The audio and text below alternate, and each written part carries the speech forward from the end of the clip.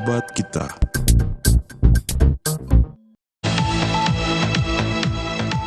Belasan korban tanah longsor dan banjir bandang di Sumatera Barat telah ditemukan.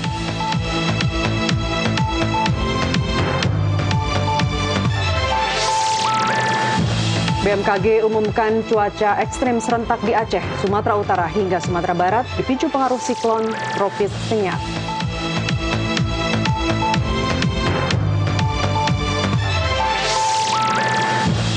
Pemirsa, seorang bocah SD di Samarinda diduga jadi korban bullying hingga patah kaki.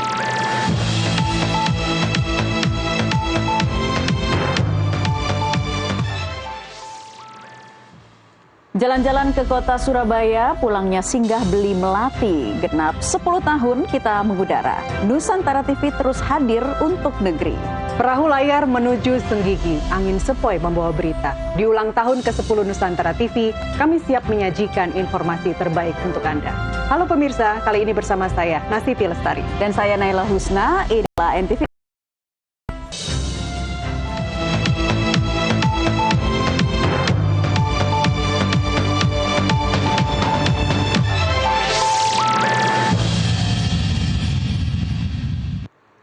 Pemirsa, sebanyak 12 korban tanah longsor dan banjir bandang di Sumatera Barat telah ditemukan. 7 korban diduga terbawa longsor dari Padang Panjang hingga Lembah Anai Padang, Pariaman.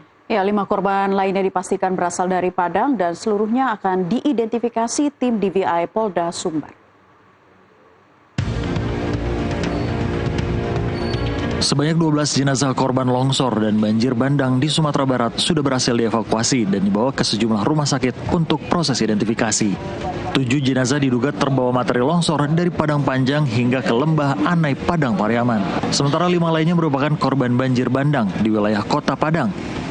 Dari total korban, 8 jenazah saat ini berada di Rumah Sakit Bayangkara Polda Sumbar. 3 jenazah dirujuk ke RSUD Rasyidin Padang dan 1 lainnya ke Rumah Sakit Unan Padang.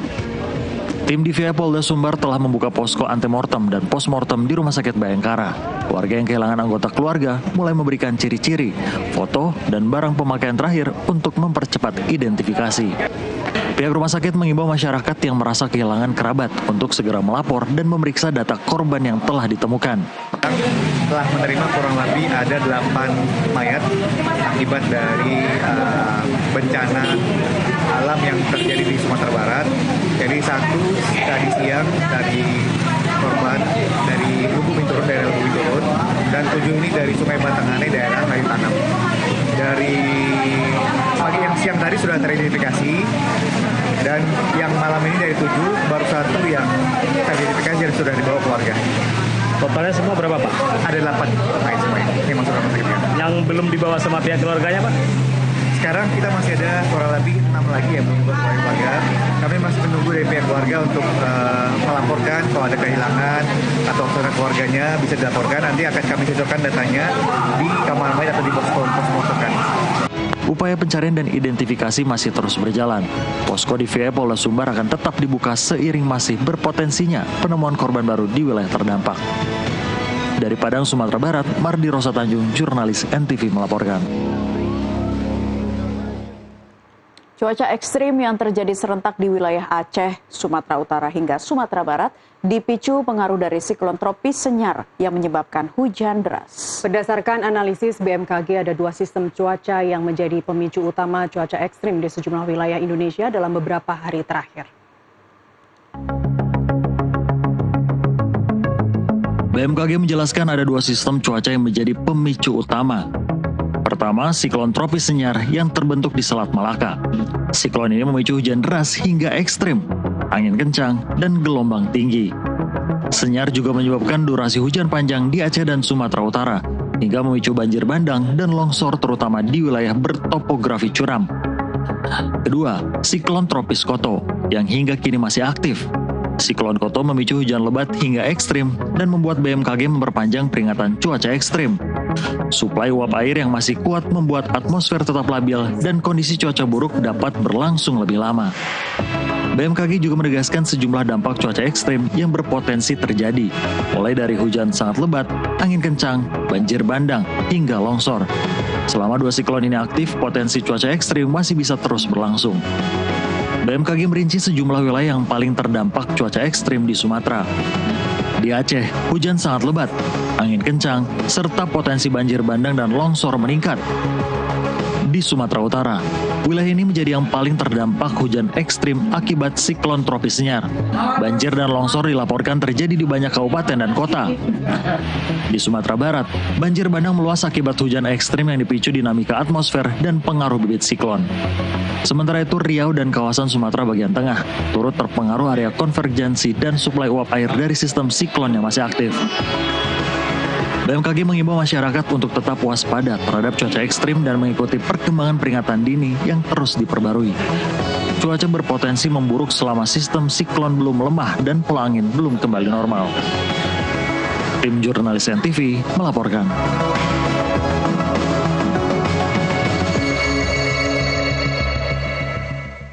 Banjir masih melanda Kecamatan Pauh, Padang, Sumatera Barat.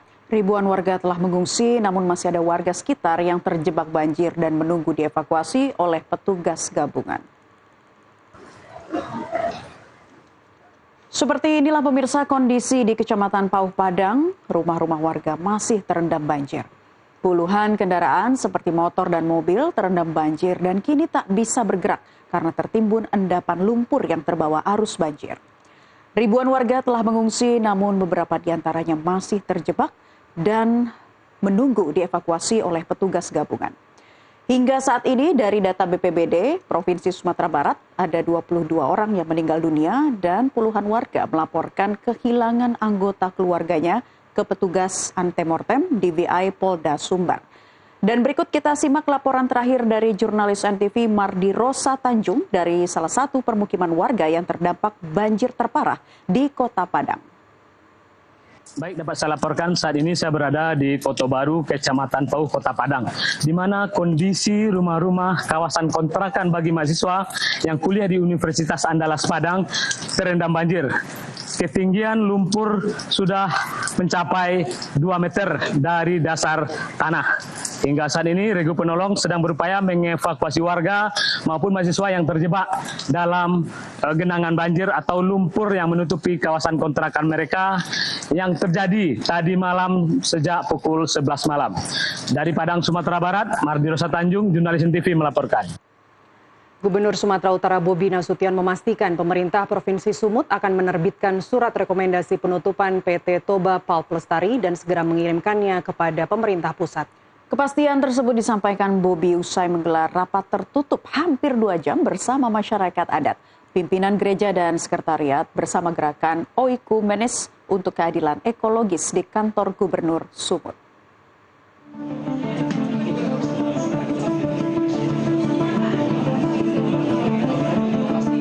Usai menggelar rapat tertutup, Bobi Nasution, Gubernur Sumatera Utara menegaskan bahwa Pemprov Sumut tidak memiliki kewenangan langsung untuk menutup TPL, namun memiliki hak memberikan rekomendasi resmi.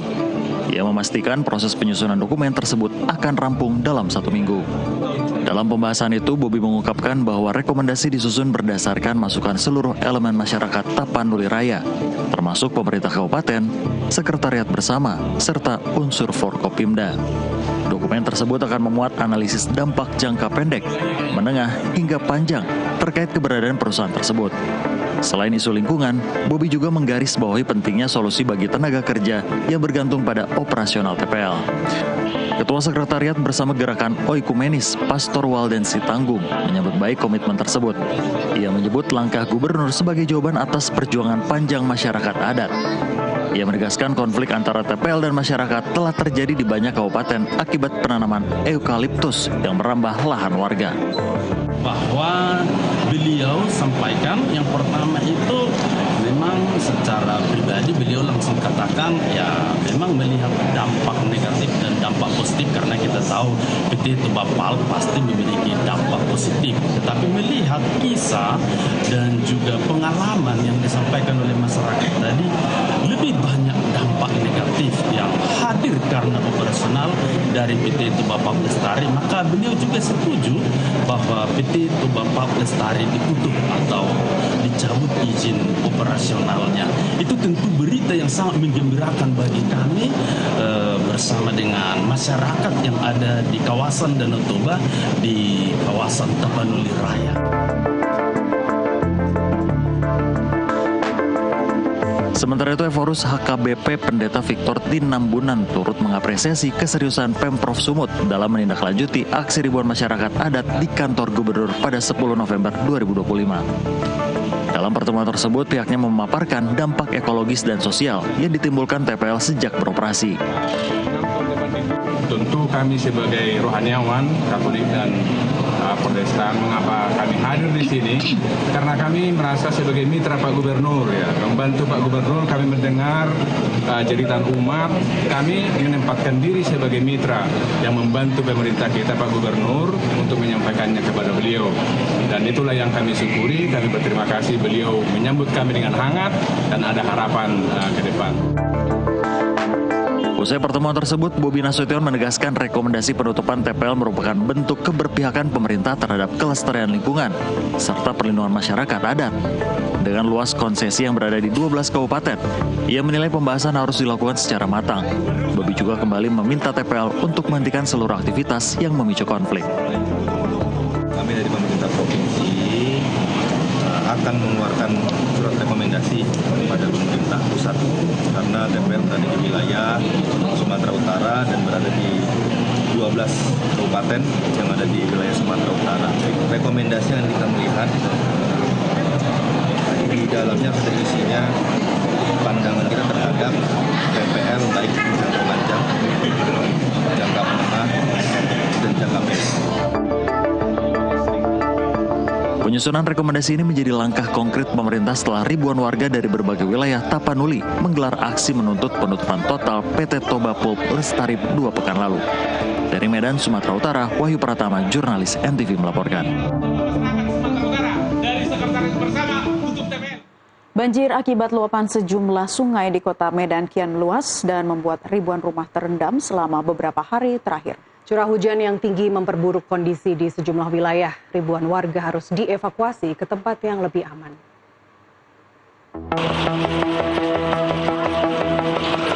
Hujan dengan intensitas tinggi yang turun sejak 3 hari terakhir membuat sejumlah sungai di kota Medan meluap. Akibatnya ribuan rumah di 23 kecamatan tergenang banjir.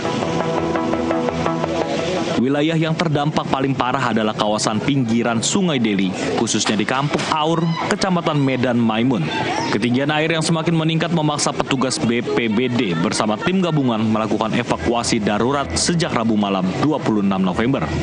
Warga yang tak sempat menyelamatkan barang-barang harus meninggalkan rumah dalam keadaan tergenang. Setelah dievakuasi, sebagian besar warga memilih tempat berteduh di lokasi terdekat yang dianggap aman. Di antaranya sejumlah kios di pinggir jalan Suprapto disulap menjadi tempat pengungsian dadakan. Di lokasi itu warga mencoba bertahan dengan peralatan seadanya sambil menunggu bantuan resmi dari pemerintah. Tidak hanya rumah dan pemukiman, sejumlah ruas jalan utama di kota Medan juga terendam banjir, menyebabkan aktivitas warga terganggu. Kendaraan banyak yang mogok dan arus lalu lintas terpaksa dialihkan. Salah seorang warga korban banjir, Dedek Triayana, mengaku belum menerima bantuan berupa makanan maupun pakaian hingga hari ini. Ia mengatakan warga berharap ada perhatian serius dari pemerintah kota Medan untuk memenuhi kebutuhan mereka selama mengungsi. Naik lagi ya? Bakal naik seperti tahun-tahun sebelumnya, Bang. Dari tahun sebelumnya, tahun ini yang paling besar, Bang.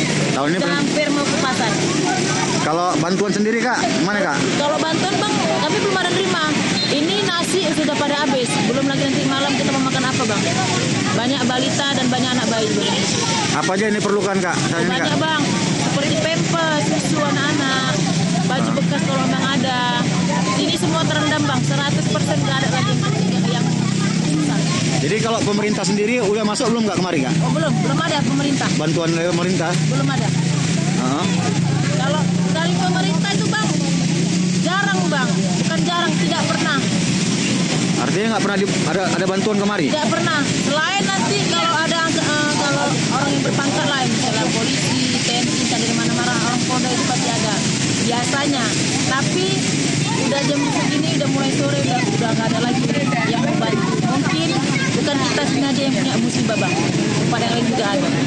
Berapa kecamatan Bang yang terdampak banjir Bang? Kalau untuk bicara kecamatannya, seluruh Medan itu sudah terdampak dari Johor sampai Belawan hari ini.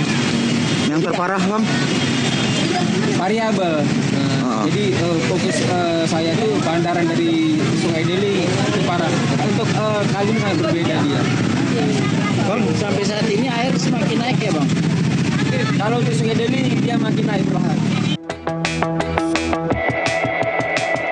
Di tengah keterbatasan, para pengungsi berharap bantuan segera datang, terutama pakaian, makanan, obat-obatan, dan keperluan bayi.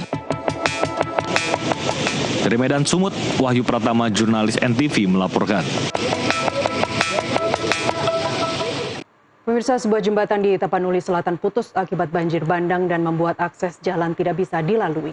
Meski demikian, warga sekitar tetap nekat melalui jembatan dengan bergelantung di kabel listrik. Inilah aksi nekat warga yang berpegangan dan berseluncur di atas kabel listrik untuk melewati derasnya banjir.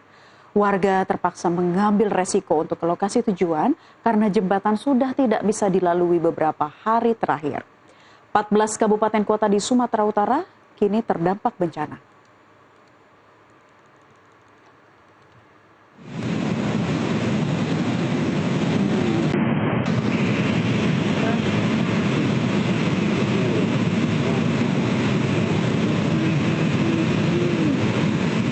Pemirsa, hujan deras yang mengguyur kota Medan sejak 3 hari terakhir mengakibatkan sejumlah kawasan permukiman terendam banjir. Tidak hanya itu, banjir juga turut memutus jalan nasional penghubung Provinsi Sumatera Utara dan Aceh.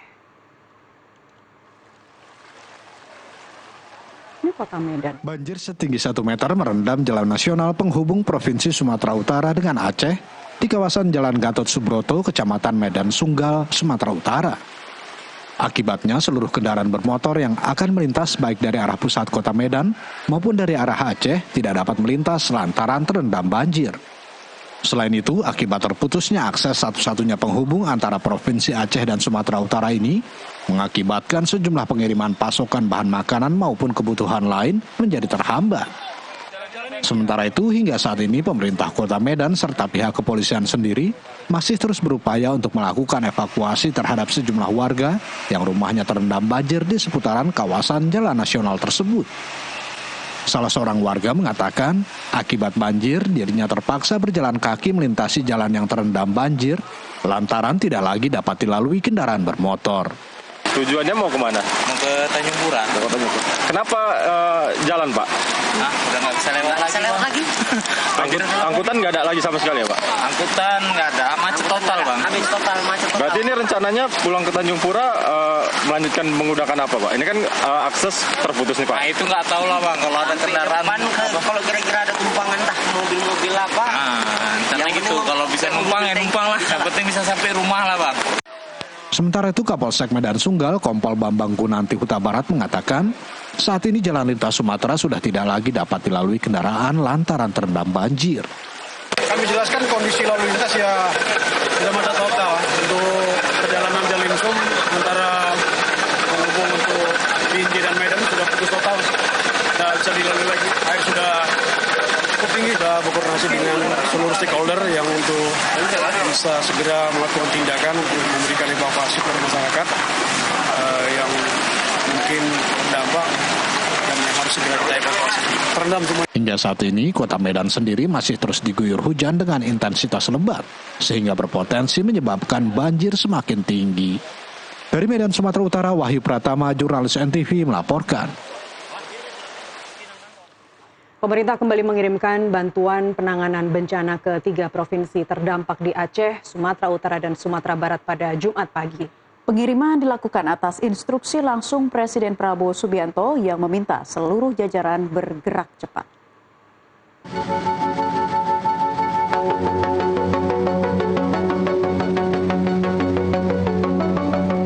Pemerintah bergerak cepat mengirim bantuan untuk penanganan bencana di 3 provinsi. Pada pukul 7.30 waktu Indonesia Barat, 4 pesawat diberangkatkan dari Lanut Halim Perdana Kusuma, Jakarta.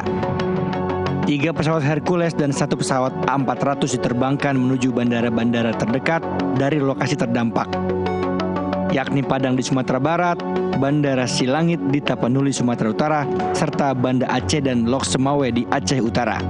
Sekretaris Kabinet Teddy Indrawijaya menjelaskan bahwa ini bukan pengiriman bantuan pertama. Sejak 25 November, Presiden telah memerintahkan Menko PMK untuk mengordinasikan penanganan bencana secara langsung dengan pengiriman bantuan menggunakan pesawat TNI maupun maskapai sipil selama beberapa hari terakhir. Dan atas izin Bapak Presiden dan instruksi langsung beliau, seluruh tim pagi ini kembali sudah ke sana. Jadi ini bukan yang pertama. Jadi sejak hari pertama tanggal 25 November, Bapak Presiden sudah langsung menginstruksikan kepada Bapak Menko PMK untuk mengkoordinir secara langsung terkait penanganan bencana. Dan beberapa hari lalu sampai dengan hari ini juga bantuan terus menuju ke sana. Dari sisi pesawat TNI, kemudian juga dengan pesawat maskapai sipil untuk mengangkut semua kebutuhan yang kebutuhannya disesuaikan dengan kebutuhan di sana. Jenis bantuan yang dikirim disesuaikan dengan kebutuhan aktual di lapangan. Bantuan itu mencakup 150 tenda, 64 perahu karet untuk proses evakuasi, genset, alat komunikasi, bahan makanan siap saji, tim medis TNI, serta dukungan kesehatan dari Kementerian Kesehatan. Presiden juga menekankan agar seluruh bantuan menjangkau wilayah yang paling terdampak dan sulit dijangkau demi mempercepat proses evakuasi dan pemulihan masyarakat. Dari Jakarta, tim liputan NTV melaporkan.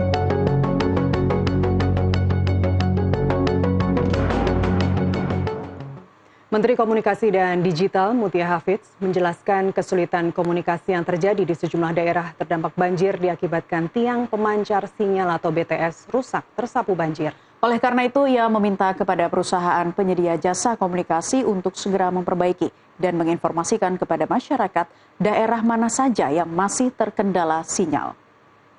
Ini sudah kita koordinasikan dengan operator seluler, itu rata-rata instalasi BTS milik operator seluler, jadi kita minta mereka terus memantau dan segera melakukan perbaikan, dan yang paling utama juga menginformasikan kepada masyarakat titik-titik mana saja yang terdampak.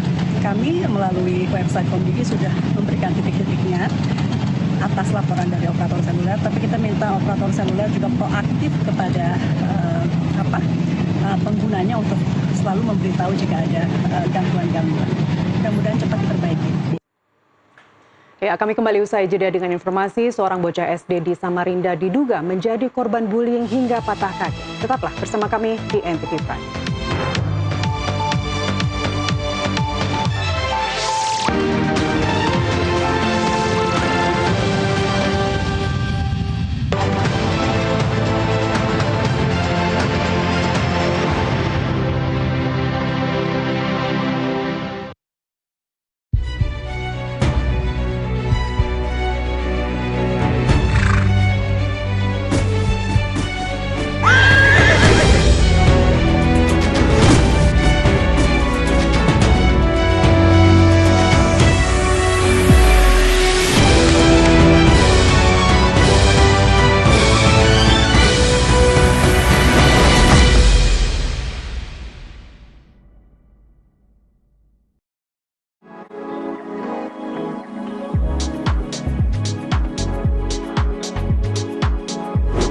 Denyut Ekonomi Nusantara.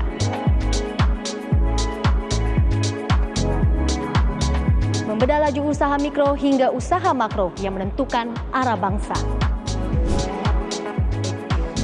Saksikan Nusantara Economic Update setiap hari Senin sampai Jumat jam 10 pagi hanya di Nusantara TV, sahabat kita. Kami rangkum berita pilihan dari peristiwa sepanjang hari. Ya, berdasarkan keterangan yang disebutkan, Bobby Bos menyediakan bahan bakar jerami yang dibuat untuk mesin traktor.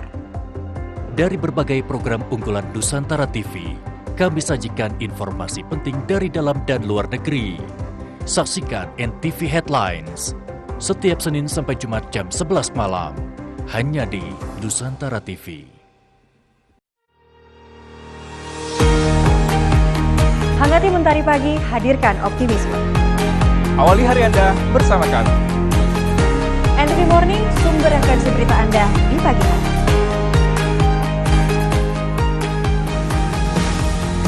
Saksikan NTV Morning Senin sampai Jumat pukul 6 waktu Indonesia Barat. NTV Morning hanya di Nusantara TV. Nusantara TV, sahabat kita.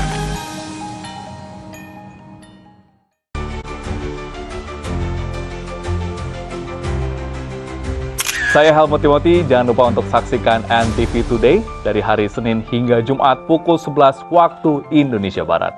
NTV Today di Nusantara TV.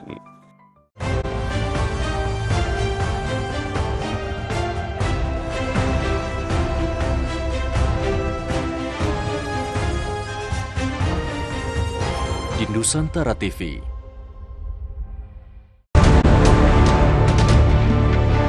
Beragam peristiwa kriminal terjadi sepanjang hari.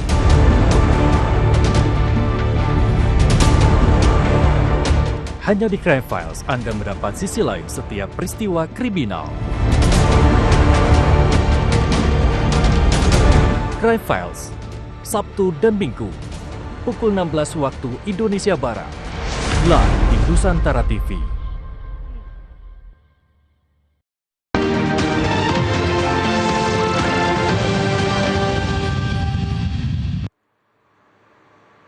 Pemirsa, kasus perundungan terhadap siswa di sekolah kembali terjadi.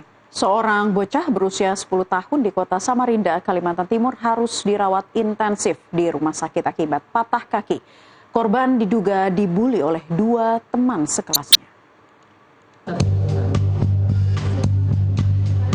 Inilah bocah laki-laki berinisial AR yang hanya bisa terbaring lemah di salah satu rumah sakit di kota Samarinda.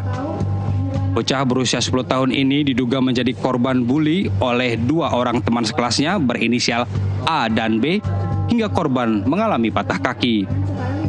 Peristiwa nahas yang dialami oleh korban menyita perhatian Tim Reaksi Cepat Perlindungan Perempuan dan Anak atau TRC PPA Kalimantan Timur.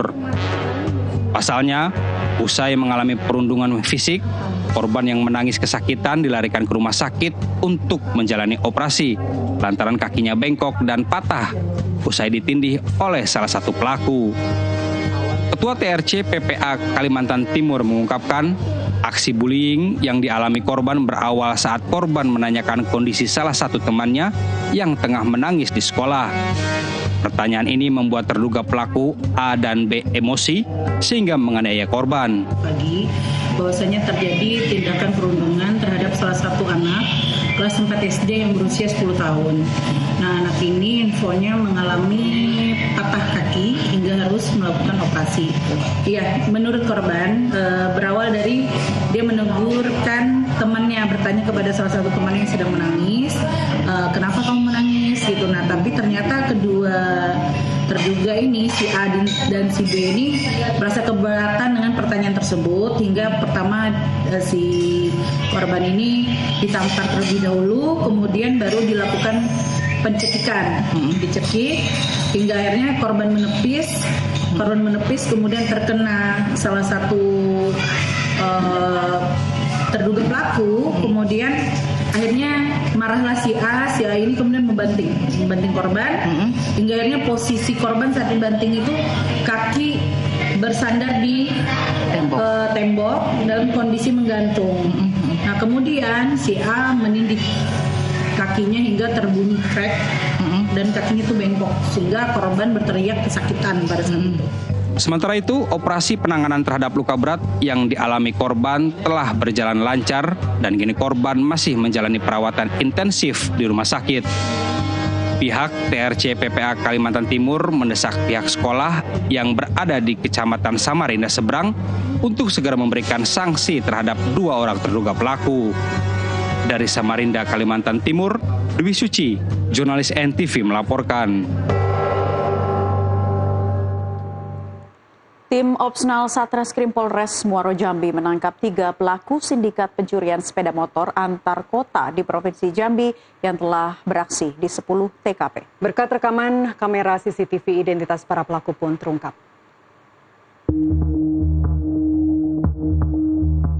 Inilah rekaman kamera CCTV yang merekam aksi komplotan pencurian sepeda motor antar kota dan kabupaten di Muaro, Jambi. Terlihat para pelaku beraksi mengambil sepeda motor jenis Matic yang parkir di dalam garasi. Tak puas menggasak satu motor, para pelaku berupaya mengambil sepeda motor lainnya. Dalam satu kali aksi, pelaku berhasil menggasak 8 unit sepeda motor sekaligus. Berbekal rekaman kamera CCTV ini, polisi dengan cepat menangkap ketiga pelaku pencurian di tempat persembunyiannya di wilayah Kabupaten Sorolangun, Jambi. Ketiganya antara lain Albar yang bertindak sebagai eksekutor, Junaidi sebagai penadah, dan Eko sebagai mekanik motor hasil curian. Kasat Reskrim Polres Muaro, Jambi menjelaskan masih terdapat 3 pelaku lain yang merupakan anggota sindikat pencurian yang kini ditetapkan sebagai DPO. Dia menambahkan, dalam aksinya, komplotan pencuri kerap menyasar mahasiswa, di mana para pelaku telah menggasak 40 unit motor sejak tahun 2024. Pelaku yang sudah kita amankan ini merupakan sindikat yang cukup besar. Ya, mereka bergerak terorganisir. Ada yang berperan sebagai pengendali, ada yang perencananya, dan ada juga eksekutornya. Di mana eksekutor setelah melakukan aksinya, ada juga yang berperan sebagai joki yang mengantar motor tersebut dari TKP menuju ke rumah atau ke tempat penadahnya. Sehingga terorganisirnya inilah ya yang sudah kita berhasil kita ungkap. Adapun DPO-DPO yang belum akan segera dalam waktu dekat akan kita ungkap juga. Kini ketiga pelaku yang telah ditahan akan menghadapi hukuman dan terancam pidana penjara selama 7 hingga 9 tahun. Dari Muaro, Jambi, Nuriko, jurnalis NTV melaporkan.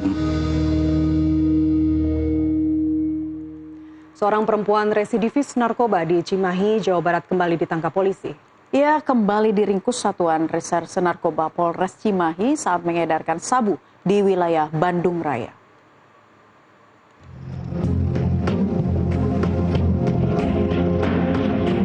Inilah detik-detik saat Satres Narkoba Polres Cimahi menggerebek sebuah kontrakan milik pengedar narkoba jenis sabu yang menyimpan barang haramnya di dalam kamar. Dari lokasi tersebut, polisi menemukan sejumlah paket sabu yang disimpan di dalam sebuah tas. Ungkapan ini merupakan pengembangan pasca tertangkapnya seorang tersangka bernama Tante Ola di daerah Bojong Loa Kidul, Kota Bandung, setelah mengedarkan sabu di wilayah Cipatat, Kabupaten Bandung Barat. Dari penangkapan tersebut, polisi menyita barang bukti sabu seberat 15,3 gram. Berdasarkan pemeriksaan, Tante Ola mengaku mendapatkan sabu dari seorang pengendali berinisial E yang saat ini masih diburu polisi. Untuk setiap satu paket sabu yang berhasil diedarkan melalui sistem tempel, tersangka mendapat keuntungan sebesar Rp200.000. Mirisnya, Tante Ola merupakan residivis yang baru keluar penjara 8 bulan lalu. Ibu keluar terakhir kemarin bulan apa? Bulan Desember baru keluar. Kasus apa? Di mana? Semarang. Di Polda Semarang. Kasus pengungkapan terhadap ibu rumah tangga.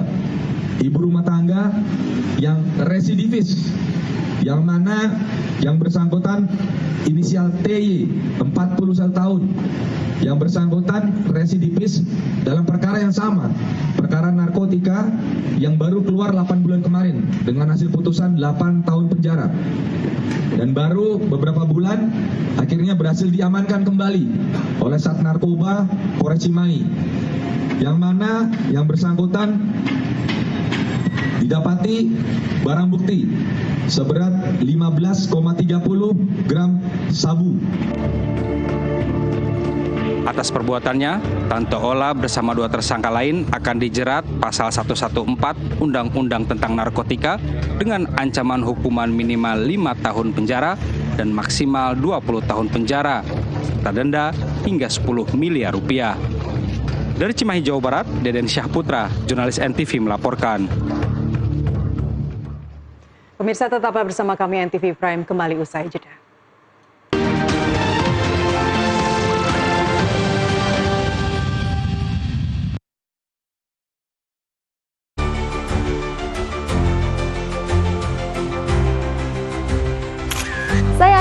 selesai. Saksikan NTV Sport setiap Senin sampai Jumat pukul 21 waktu Indonesia Barat. NTV Sport di Nusantara TV. Beragam peristiwa kriminal terjadi sepanjang hari.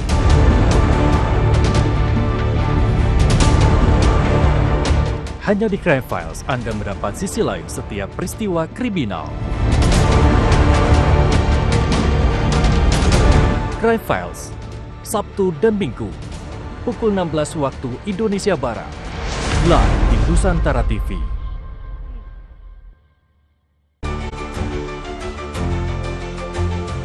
Saya Elisa Sinaga, saksikan NTV Highlight, Sabtu dan Minggu, pukul 23 waktu Indonesia Barat. NTV Highlight di Nusantara TV. Peluncuran program ekonomi dan bisnis Nusantara Economic Updates memiliki segmen yang menarik, informatif, dan menginspirasi. Nusantara Economic Updates News Bulletin. Insight Number, dialog analisa kinerja emiten dan perusahaan besar. Business Bite, dialog isu ekonomi terkini. Industri 360, dialog sektorial dari berbagai industri. Money Matters, dialog keuangan dan investasi. Green Zone, dialog renewable energy, circular economy, AI dan ESG. NTV Insight, in-depth infographic report. Sebuah program didukung oleh Litbang Nusantara Insight. Saksikan Nusantara Economic Updates, Senin sampai Jumat jam 10 pagi di Nusantara TV.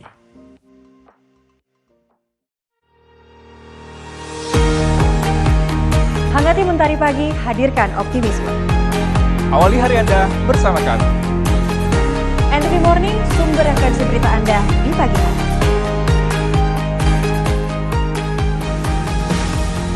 Saksikan NTV Morning Senin sampai Jumat pukul 6 waktu Indonesia Barat. NTV Morning hanya di Nusantara TV. Nusantara TV, sahabat kita.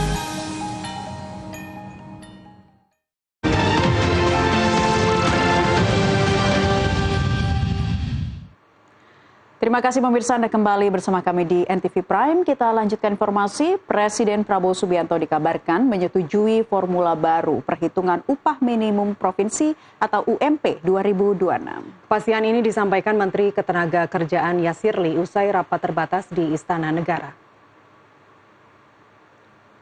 Pemerintah tak lagi mengunci kenaikan UMP dalam satu angka tunggal. Skema lama dinilai gagal menjawab kesenjangan upah antar daerah. Kini pemerintah pusat mengusulkan sistem rentang atau range kenaikan yang memberi ruang fleksibilitas bagi tiap daerah. Penentuan akhir besaran UMP akan diputuskan oleh kepala daerah dengan memperhitungkan pertumbuhan ekonomi, inflasi, serta rekomendasi Dewan Pengupahan Daerah. Pemerintah pusat hanya akan bertindak sebagai pemberi panduan umum. Dengan mekanisme baru ini, kenaikan upah diharapkan lebih adil, realistis, dan sesuai kondisi ekonomi masing-masing wilayah. Tapi akan diumumkan kira-kira di akhir bulan ini atau? Sudah, kita ada arahan dari Pak Presiden. Tunggu aja ya. Arahannya akan naik, Pak. Formulanya sudah pasti ya, Pak? Arahannya akan naik. Skema UMP-nya itu diubah ya, Pak? Jadinya sekarang nggak satu angka aja. Iya kan, itu kan sudah saya sampaikan. Jadi oke deh. Yang pertama, apa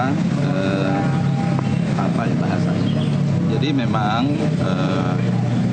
satu angka itu tidak menyelesaikan masalah disparitas. Ya, makanya kita mengusulkan range, ya, dan itu beliau setuju.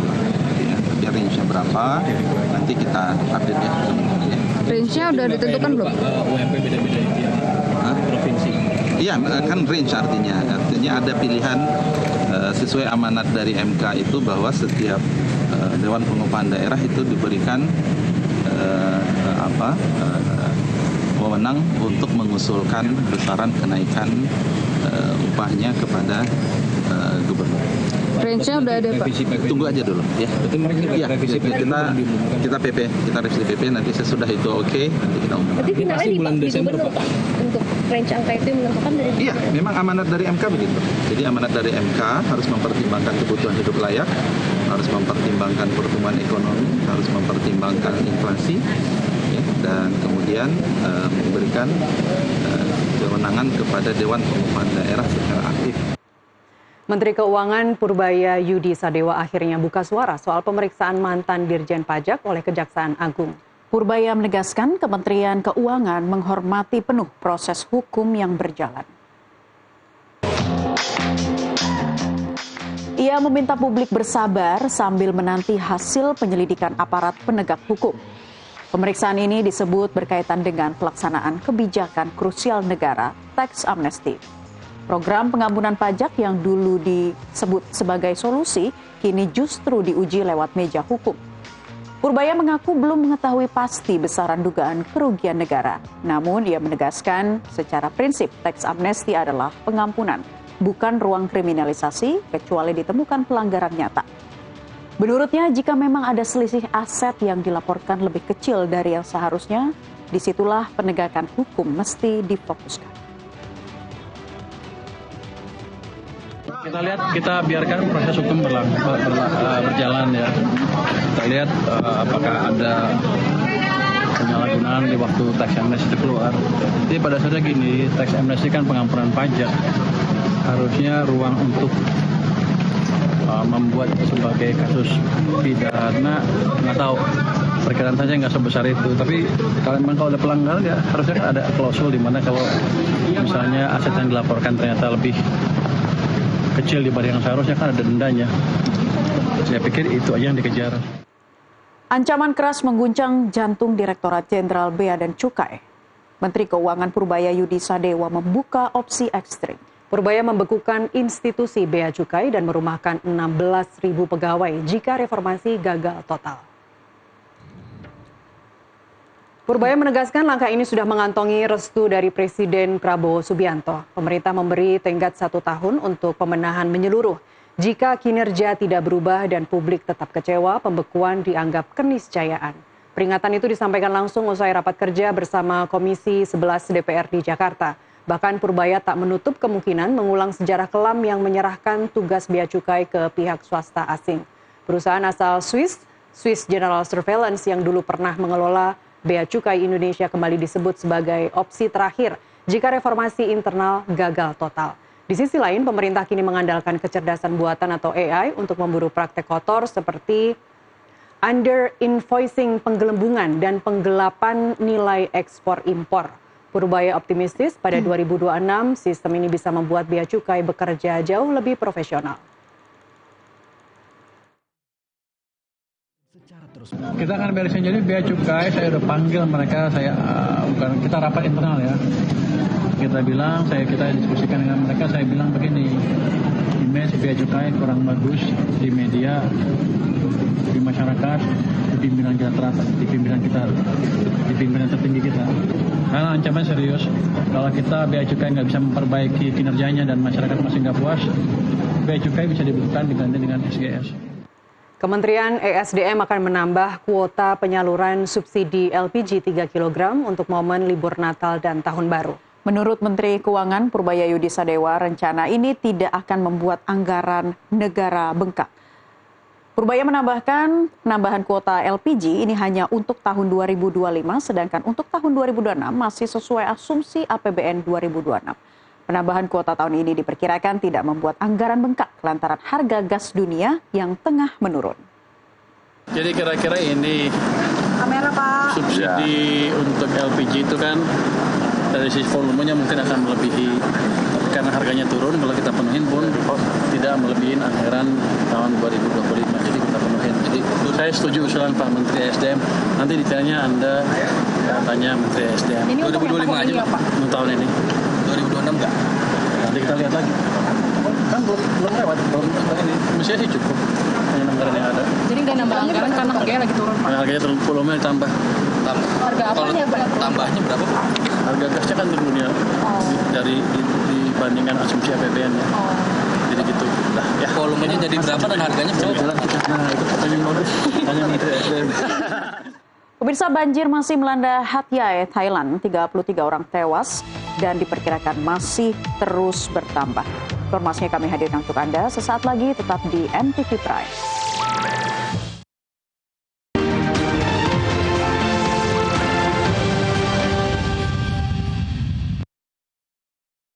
Di antara riuh transformasi zaman, Anda tetap hadir menjaga nyala layar yang menyatukan cerita dan harapan. Kehadiran Anda adalah cahaya yang menuntun setiap langkah kami. Kita berjalan bersama menyusuri waktu, melewati perubahan, namun tetap seirama dalam simfoni kebersamaan. Kami bersyukur atas setiap detik waktu yang Anda luangkan, setiap senyum yang terbit, dan setiap harmonisasi yang lahir dari tayangan kami. 1 dekade ini bukan hanya milik kami. Ini adalah kisah yang terukir dari kepercayaan dan langkah-langkah kecil yang menghubungkan hati di seluruh negeri. 1 dekade berlalu. Kami siap melangkah lebih baik, membawa inspirasi yang lebih besar untuk Nusantara. Terima kasih pemirsa setia Nusantara TV.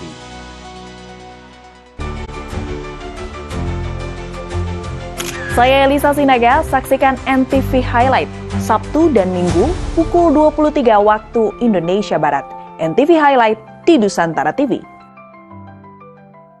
Saya Budi Gunadi Sadikin. Saya Suhasil Nazarab. Saya Dante Saksana Argono. Saya Jainuddin Amali.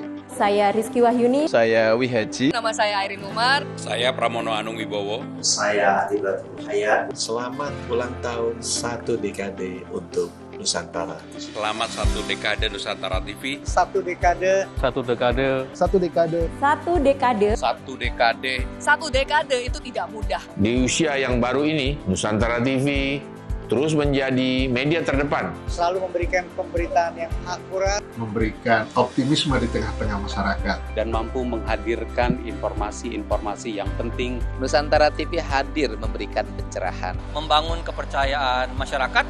Semakin berkembang. Semoga Nusantara TV semakin jaya. Sukses selalu untuk Nusantara TV.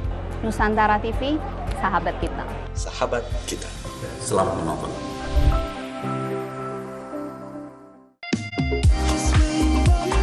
Peluncuran program ekonomi dan bisnis Nusantara Economic Updates memiliki segmen yang menarik, informatif, dan menginspirasi. Nusantara Economic Updates News Bulletin. Insight Number, dialog analisa kinerja emiten dan perusahaan besar. Business Bite, dialog isu ekonomi terkini.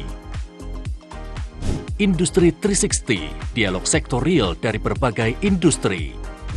Money Matters, dialog keuangan dan investasi. Green Zone, dialog renewable energy, circular economy, AI dan ESG. NTV Insight, in-depth infographic report. Sebuah program didukung oleh Litbang Nusantara Insight. Saksikan Nusantara Economic Updates, Senin sampai Jumat jam 10 pagi di Nusantara TV.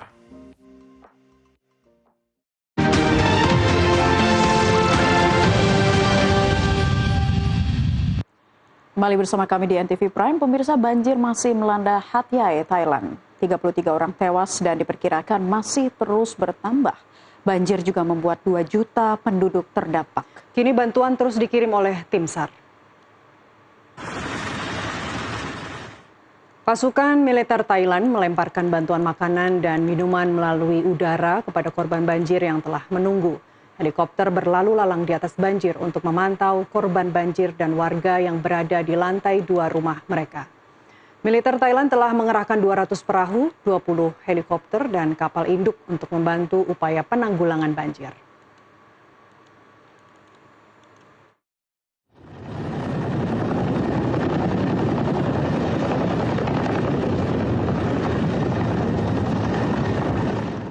Banjir tidak hanya membuat warga mengungsi di Thailand.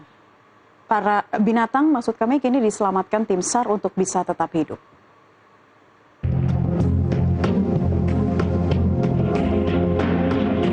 Tidak hanya warga yang dievakuasi saat banjir di Thailand, namun ada beberapa hewan yang juga diselamatkan oleh tim SAR atau pemilik hewan tersebut dari banjir. Viral di media sosial, memperlihatkan warga Narathiwat, Thailand, menyelamatkan seekor singa betina peliharaan saat banjir merendam rumah mereka. Peristiwa ini terjadi di tengah hujan lebat yang melanda wilayah Thailand Selatan beberapa hari terakhir dan menyebabkan banjir di sejumlah rumah penduduk. Video tersebut menyita perhatian warganet. Peristiwa ini menggambarkan bahwa dampak bencana tidak hanya dirasakan manusia, tetapi juga satwa liar. Tidak hanya singa. Di media sosial ramai seekor sapi muda ditemukan mengapung dan terjebak di tiang listrik saat banjir melanda kota Hatiai. Tim penyelamat berhasil menyelamatkannya dengan mencopot tali yang mengikat leher sapi itu, dan sapi itu berenang menyelamatkan diri. Hewan kucing juga tak luput diselamatkan dari banjir, di mana induk kucing dan anak kucing yang bertahan di batang pohon saat banjir berhasil diselamatkan tim SAR dan dibawa ke dalam perahu. Tim Liputan NTV melaporkan. Sudah, sekarang ibunya pelan, aman, sudah aman. Kita ke informasi berikutnya, pemirsa. Ekonomi Gaza runtuh ke titik nadir dalam sejarah modern. 2 tahun perang antara Israel dan Hamas telah meluluh lantakkan hampir seluruh sendi kehidupan ekonomi. Laporan terbaru UNCTAD atau UN Conference on Trade and Development menyebut produk domestik bruto Gaza sepanjang 2024 ambruk hingga 83%. Pendapatan per kapita anjlok menjadi hanya $161 per tahun atau kurang dari 50 sen per hari. Kondisi ini menempatkan Gaza sebagai salah satu ekonomi paling terpuruk di dunia. Ekonomi kini hanya tersisa 13% dibanding 2022. Inflasi melonjak 238%, pengangguran mendekati 80% dan seluruh penduduk berjumlah 2,3 juta orang jatuh ke jurang kemiskinan. UNCTAD menegaskan operasi militer sejak Oktober 2023 telah menghapus 69 tahun pembangunan ekonomi dalam sekejap. Lebih dari 70% bangunan rusak, rekonstruksi diperkirakan menelan biaya minimal $70 miliar dan akan memakan waktu puluhan tahun. Perang dipicu serangan Hamas yang menewaskan 1.200 orang dan menyandera 250 warga. Otoritas Gaza mencatat lebih dari 69.500 warga Palestina tewas. Meski gencatan senjata yang ditengahi Amerika Serikat telah berlaku, serangan masih terjadi dan bantuan bergerak lambat.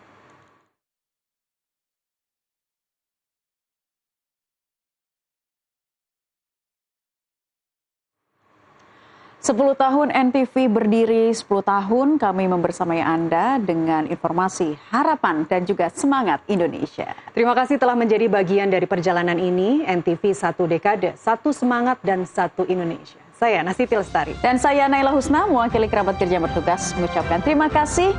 Jangan lupa tetap saksikan Malam Anugerah Bakti Nusantara. Sesaat lagi. Selamat malam dan sampai jumpa.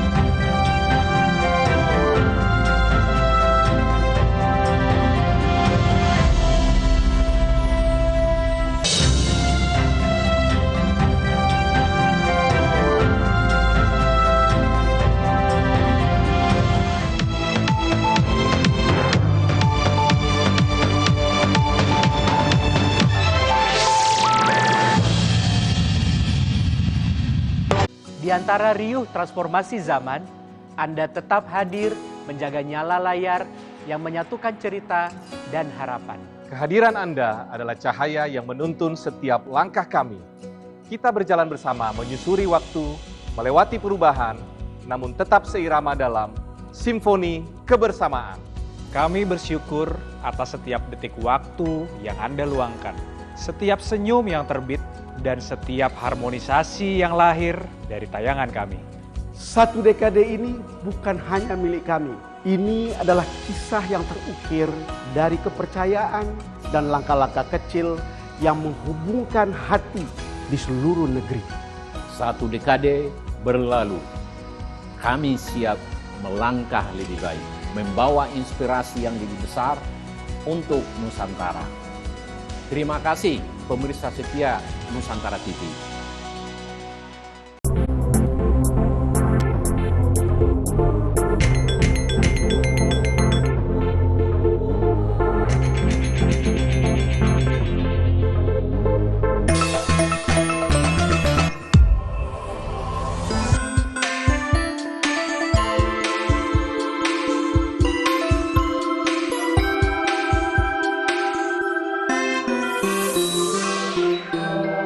TV, sahabat kita.